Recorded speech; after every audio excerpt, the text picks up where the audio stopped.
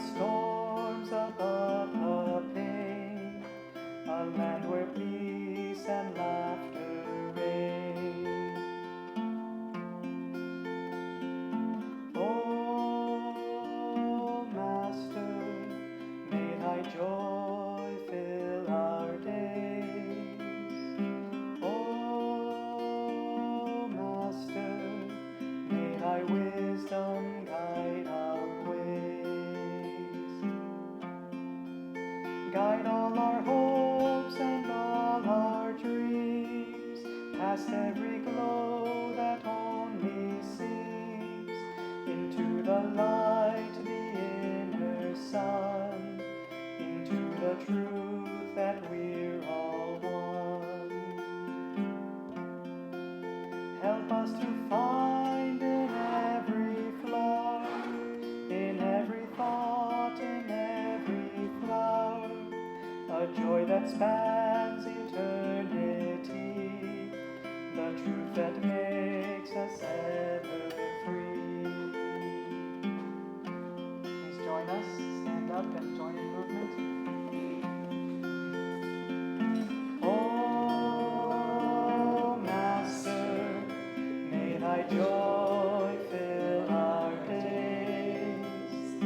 Oh, Master, may thy wisdom guide our ways. Oh, Master, may thy joy fill our days. Oh, Master, may thy wisdom guide our ways. Oh, Master, may thy joy fill our days. Oh, Master, may thy wisdom guide our ways.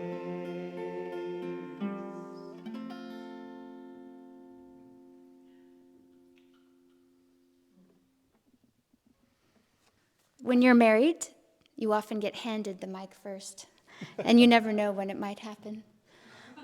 So we just wanted to begin by thanking all of you for being here, and especially to Swami Shanti, who has been, a lot of you know that she does this, but we don't always realize how many people she's doing it for.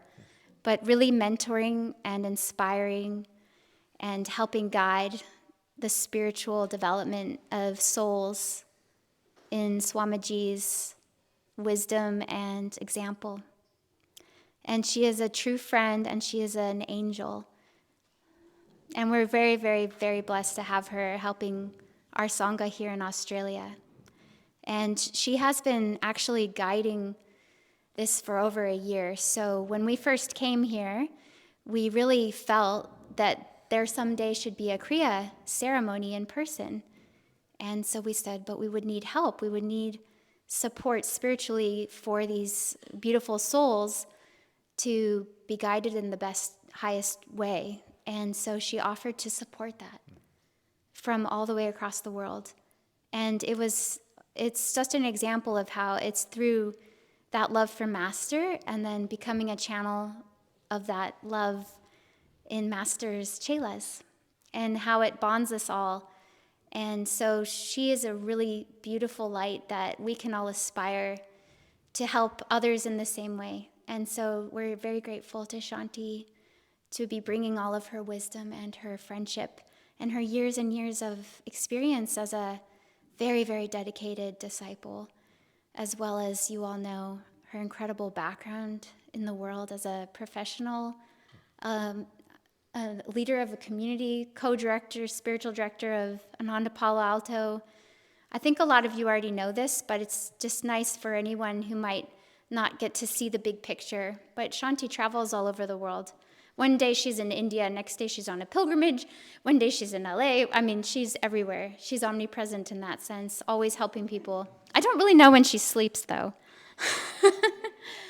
And then we're also grateful to all of these beautiful souls all over California, we have Los Angeles here, Chela. We have all of you beautiful souls from Palo Alto who've come here. We have people like Ashwin who just drove 8.5 hours to be here. Monica flew from up top of the country, Brisbane. I always get confused. Monica, I'm sorry. And then we have our New Zealand family and our India family, Urmila. So it's that bond and that desire to serve God and have these opportunities together. Yeah, thank you all for bringing your energy. And I love the visual just of lighting the candles for this. You know, if we joined, we've got one flame individually, but if we joined those flames all together, that flame just grows, and you feel that when we're all together. It's just a beautiful visual just to have the candles in front of us, and then when we're all bringing that Master's light and joining it, it's just such a powerful, beautiful experience to be a part of and be channels for that. And we do hear it here all the time, like everyone in the background you'll all experience speaking to the people here, but they're always like, oh, where's the joy come from? Where's that light come from? And they feel the difference and sense it. And that's a part of that. I feel that Swami has actually planted seeds in Australia. He's been here, I think it was 3 times. Am I correct in saying that? 3 times. And every time you just feel his energy that's been placed here and lit souls everywhere. I need to hold this, sorry. I use my hands a lot. But yeah, we do feel it. And there's the souls that are here from Ananda, Australia. And I guess, you know, like Kavita and Alexander, like you'd feel that energy that just every now and again you'll just see this light pop up somewhere in Australia or somewhere on this side of the world, and it's like, oh yeah, I'm just meant to be here or a part of this family. And you feel that energy grow. And Swami, he mentioned Australia, and these are by all means not my story to tell, but Swami actually said that he wanted Australia before India from, need a mic stand. He wanted Australia before India, and everything in its divine timing. And I just feel the energies like right now. There's this beautiful part, and we just love that everyone brings that visual of the candle. So every time we have visitors, that candle light, that light of our line of gurus just gets stronger and stronger. And then it's a beacon, and then we see these people pop up here and there, and it's just such a joy feeling everyone's energy, and it's that same energy amongst us. So thank you all for bringing that energy and being here for Master and Swami and the beautiful gift of you. And I also wanted to take a moment to thank Brahmacharini Lakshmi. So a lot of you know her because you've seen her. She's come to our Sangha Sundays and spoken to all of you, but I think it's just worth mentioning that we're really fortunate that Lakshmi will also be sharing with us throughout this weekend and even beyond this weekend. So we're just so grateful for both of you to share your joy and your energy with all of us. And just also one little fun thing about Swamiji coming here, and we really feel like it's a moment that we're all getting to be a part of. It's really a historical opportunity to be here for the first Kriya initiation in person of Ananda in Australia. And it's been a long time coming, I would say. Yeah. Swamiji came here in the late 80s, early 90s, and Asha said that he didn't visit many places more than once to try to get an energy started. He really cared about seeing something happen here. And so for all of those who are going to be taking their Kriya initiation and who have been, so many of you have been coming to those little, it's hard to be regular in sadhana. I think we all know how difficult it is, but coming every day to join each other on the computer, it feels like I think you guys can vouch for this, but it feels like no different, right? Like when we're on the screen and then when we're here, it's like just popping into position. Ashwin's a lot taller than we thought he was. But so is Nara. See, in Zoom, we can go like this, where I go like this, and we look about the same.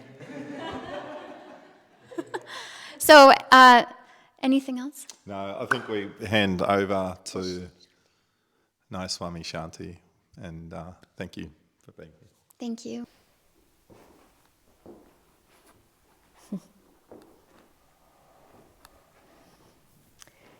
Many times in Palo Alto, over a lot of years now, as we've been heading into some big event like this. This, of course, has its own specialness because it's Kriya. Even for those of you who might not be yet taking Kriya, you're involved in this whole Kriya energy of the weekend, which is, of course, unique. But nonetheless, usually a couple of days before the event happens, many events, it's a lot of years now, and it's many events, it dawns on me that the event was already a success. That's the feeling that I have, because just like today, watching this, which was so thrilling, I mean, being here throughout the day today, and it was like if we fast forwarded it, we would go from nothing to this, to us. But just watching people step in one by one and bringing all of your energy and making this happen. So the joy of community, the joy of what Swamiji wanted to see happen here has already happened. And you think, boy, if this were all that happened, it's already been just great, really fabulous. And I was thinking, just watching Nara and Kalamali, you know, as Kalamali said, I don't know how long it is that I've known them now, probably close to as long as they've known each other, actually. The three of us and other people came together, totally their inspiration, totally. I just was invited and got to come along for a nice ride. They put together a fabulous program during the pandemic called Recharge, and it was a program for healthcare professionals who were struggling with the pandemic. So that started really what has become a divine friendship. And then I had the great joy of being able to officiate at their wedding and anyway, just be involved at the level of what is not, it's a beautiful friendship, but it's a beautiful friendship that's divinely inspired. So it's really been a joy just being, she gave me much more credit when she spoke, by the way, than she should have, because I've been sort of the blessed bystander. But the extraordinary work that they're doing here, and I was just thinking, I mean, just as they were speaking, how many times have so many of us sort of sat in wonder and in awe of the beginning of all of Ananda? We've heard the stories as much as we've heard Swamiji's story of reading the AY. How many times have we heard that story? Getting on the next bus, traveling across country, and meeting Master. We've also heard every story. I've heard the story of Jyotish knocking on Swamiji's door in San Francisco countless times, and then Seva joining, and then Shivani, and then the whole next one by one. I mean, it's just, there's a group of about 20. We all know who they were in the very early days. David, Asha, Uma, I mean, we could just list them. These great souls, Kirtani, Anand, Jaya, anyway, whoever they all are, we know them. And it's sort of like, wow, they just walked up to that land and they stayed. They recognized a greatness that was in the making. And we forget that we too are a part of that now. We have to think of ourselves in just that way.